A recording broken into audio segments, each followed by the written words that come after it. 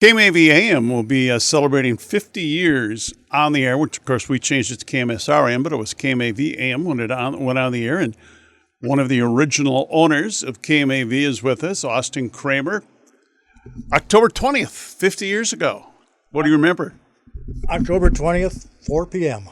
And we were a sun up to sunset station, so we signed on at 4 and signed off at 4:45. So it was kind of short-lived that day, but yeah, that was a special day, Where did the idea for KMAV Radio all come about? How did things get started? Well, it actually goes back to about 1963, 64. A gentleman by the name of Marlon Obie in East Grand Forks had the radio station there, and I worked for Marlon and Jack French, and he got the engineering proposal for Mayville and did all the engineering on it because he wanted to build a station in Mayville. And as it turned out, the FCC was a little stricter back then, and you couldn't do an overlap. So he got the engineering done, and they said, no, you can't have the Mayville station. It's too close to the East Grand Forks station. So working for Marlon, there were two other gentlemen, John Vanderlyn and John Anderson. We all kind of worked together and thought, well, let's see what we can do. And we learned that Francis Phelan out of Grafton had the permit. He'd used the engineering from Marlon and got the permit from the FCC, but the permit was about to run out. So we contacted him and said, well, we'll put the station on the air for you and be partners. And he agreed to that, so that's kind of where it all started. And in 1967, it became a reality. Seeing the pictures here, of course, this building, same spot your building was in, used to be a block building, but when we got hit with that storm in '94, we were condemned. But looked like the original pictures I got to see today, looked like a very beautiful building. It was. It was very efficient. Actually, I kind of modeled the building after the East Grand Forks station. We had offices that were very similar to it up there, so we kind of used their design, and that's about how the building came about. 30, I think it was 30 by 30, and like you say, block building. But it was a nice operation, very efficient. How about your original staff? Who was here on day one? Day one, I think. I wonder if it wasn't. We were busy with. No, that was the open house. I'm sorry. Day one would have been probably John Vanderlyn or John Anderson on the air. I don't remember exactly who, or myself. It could have been myself, but like I say, it was only a 45-minute run, so it wasn't on the air wasn't too memorable for the time span. But anyhow, it was one of us three. We were the announcers. John Vanderlyn was actually the chief engineer. John Anderson was the sales manager. And I was the news director. And at that time, it was Rip and Read from the teletype. Sure. Yeah, I remember those days. Obviously, I must have had some people. Eventually, the staff grew a little bit bigger. Yeah, we had a couple of salesmen at that time. Even Del Nygaard, we used part-time. He worked in Grafton, and he came down and helped us out getting some of the original sales. At a later time, Everett Thorson joined us, and Leonard Wall and Bob Anderson. We had really a good sales staff, some good people. Everett Thorson kind of being the boat anchor there. He knew it all. And then on the air, we had we had some real good people who have gone on to bigger and better things, so to speak. A young lad by the name of Bob Matoxen, who went on to KSTP in Minneapolis and then Minnesota Public Radio. Terry Doolin was our morning man for a while. He's at DAZ, or was at WDAZ. And, just a raft of people. Dave Lee, who's down in CCO in Minneapolis, started on a program called Hatton High School Forum, which we used to run on Saturdays. We'd have Hatton High School Forum in Mayville and Mayport, and a couple others, Hillsborough High School Forum, and that's how a lot of them got interested in radio. Yeah, very interesting. I found out about Terry Doolin that when he retired, they had a story on him that he was on there, and I've heard that Dave Lee was on here and some of those other people. That's kind of interesting. Now, for 10 years, you were without the FM, and we'll talk about that in a moment. So your operating hours in the summer weren't so bad, but school year, if you wanted to do games, you had to tape delay them pretty much. Summer was great.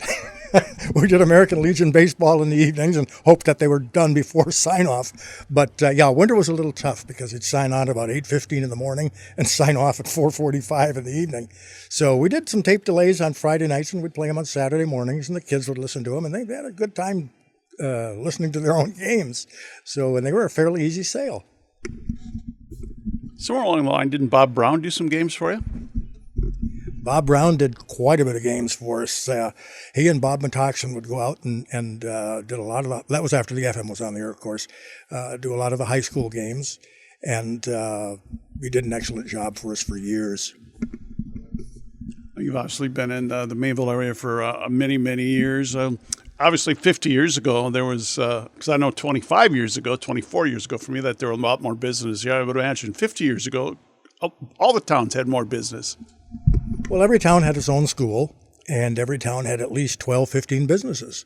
It was fairly easy to sell ball games, and the people enjoyed them. And, of course, now with everything united, it's a little tougher. So 1977, the FM station came on the air. How'd that come about? Well, basically because we wanted to do sports, and we wanted to do live sports, so that was the incentive behind the whole thing, to be able to stay on till midnight and do sports and broadcast at night. Now, what was the date that started in 77? I don't remember the exact date. But it was 1977. Now, were you at 105.5 then, or were you at a different number? We were at 101.7. Okay. And at that time, there was no problem. And then KFGO decided they were going to put an FM on. And they being the big gun, the FCC sort of went with them and said, fine, you can move the Mayville station, or have the Mayville station move so that they could get 105. No, they wanted 101.9 or 101.7, whatever it was. Yeah, and that meant we had to move. Now they had to pay for the move, so that was fine. But it was kind of frustrating at the time. Yeah, I've noticed when we have to go out by there's still the old numbers on the some of the AM equipment out there in the fence by the tower, so that's kind of new. We made our tower longer because when we went up in power in 1999 when Jim Berkemeyer owned the station here, but you guys were about 140 foot, something like that tower? Just under the limit for lights. I think we were 148 or 149. I think the limit at that time was 150 feet. If it was 150 feet, you had to have lights. Sales staff besides John, you have different people selling for you over the years? Oh gosh, we've had a number of people, from Bob Anderson, like I said, Leonard Wall, Everett Thorson, who was our main sales. And then a lot of Stu Stewart out of Fargo, sold the Fargo market for us for a while. And, I can't even remember the names of all of them, but we've had some good people, good sales staff. You mentioned Del Nygaard. I happened to work with Del when I was up in Grafton, and he had told me how he had come down here to help you guys get going with sales. Yeah, he kind of kicked things off, and we were actually selling before we went on the air, obviously, so we could go on the air with a few commercials. And he came down and did some of that pre-selling and did some trade-outs. a lot of pizza trade-outs. Whatever it took, right? That's right. Radio, back in 1967, there would have been 2 turntables here, I'm sure, and the ads were all on carts back then, so it's kind of changed in that format. And I kind of miss those days because that's how when I started in radio in 78, it was still that way. Oh, I think those were the fun times to be in radio. I'm not sure I'd want to be in it today. Back then, you saw the records, you picked the little records out. I can remember some of the artists just by the labels on their records, and I still remember Leslie Gore on a green Mercury label, and the Bee Gees on a yellow and gold label, and the Beatles on their Capitol labels. And it was just fun to pick them out and to cue them up on the big 16-inch turntable, and then you'd get those going, and you'd be running in to log it down, and then you'd also have to log the transmitter readings. and log your commercials, and it was just kind of fun. It was a fun time. You were always doing something, and then in between you'd be running to the teletype and ripping off the news copy and doing a rip and read on the news. Without a doubt, it was, and back in those days, you had different live announcers all day long. Well, computers are great, but computers, I don't know if computers have been the greatest thing for radio. They have, I guess, helped in some areas, but they've kind of taken a lot of jobs away. I think they've taken the fun out of it, because now it's push buttons. Well, I agree with that, and a lot of it just played. So I still enjoy the sportscasting part of it, because you're still actually out, doing your thing. Sure, you're out doing something, you're mixing with the people, and you actually feel like you're really in the business. I'll admit, radio was a lot more fun back in the old days. 1984, I believe, was when station was sold to Rick's Flax Bars. I think he had a partner in Iowa, if I'm not mistaken. Yeah, I can't remember his first name. His last name, I believe, was Gilbert or Gilbertson. Owned a big furniture company in Iowa, and Rick and he was the silent partner. Rick was the one out in front, and actually did the announcing and the selling and things like that. But yeah, he was interested in purchasing, and at that time we were starting to get involved in cable TV. So we thought, well, that's a good time to switch careers. So you were the guy that kind of got cable TV going here in Mayville. We started. I called up about 5 people and said, and again, this was kind of the background again of Marlon Obie. And at that time, to bring in cable TV, everything had to be microwave. So when that kind of came to an end and satellite came up, and you could get your programming off the satellite, it became more feasible to do it. We had studied doing it in this area by microwave, and it was just too expensive. But when it went to satellite, it took a lot of the cost out. So we went and Marlon and 4 others of us got together and said, let's build some cable. And we started with the Mayville Portland area, and everybody said, you can't do it. It's too small. You can't do it. And nobody else would touch it. So we started with Mayville Portland. That went well. We branched out, and we eventually ended up with 28 cable systems in Minnesota and North Dakota that we built or bought. Most of those in Minnesota we bought, but it turned out real well. And after we did it, everybody else started to try doing it too. That's kind of interesting. Jim Berkemeyer's partner was Rich Haraldson, and he did the same thing in Findlay, in the Findlay-Sharon area. Well, we actually competed there. We went in there to get the franchise, but we had a couple other ones going at the same time, and we just couldn't finish it out. And then they came in and got the Findlay franchise. And ours was Central Valley Cablevision, and then we sold that in, it's hard to remember. But anyhow, we sold that all to Mid-Continent. When you went on the air in '67, what type of music were you playing then? We were strictly easy listening, middle of the road, good music. We had some great music. And then probably within a year or two, country was really taking off and booming. So we added in the mornings country instead of easy listening. We'd wake everybody up with country music, and it got more and more popular. So it eventually just took over, and we became the Country Top Cat, 1520 KMAV, the Country Top Cat. So where'd the Top Cat come from? I shouldn't admit it, but I stole it from Minneapolis. Well, hey, what they don't know won't hurt them, right? That's right. Because I can remember hearing Top Cat Country back in maybe the late 80s when I used to come here from Devil's Lake to cover a tournament game for a Region 2 tournament game. Sure, and we had everything was Top Cat Country then, and I was going to bring along a rate card with our Country Top Cat on it, and the sign, even the sign out in front of the building had the Country Top Cat, a silhouette of it on there. So, it was that went over real well. It's always the hardest thing is finding out which type of music the people want to listen to the most. Well, the thing was you'd walk into the businesses and they'd all have country music on, and if we were playing middle of the road, we weren't on. So it became pretty obvious. Hey, if we want to be in the business in the businesses being played, we're going to have to do some more country.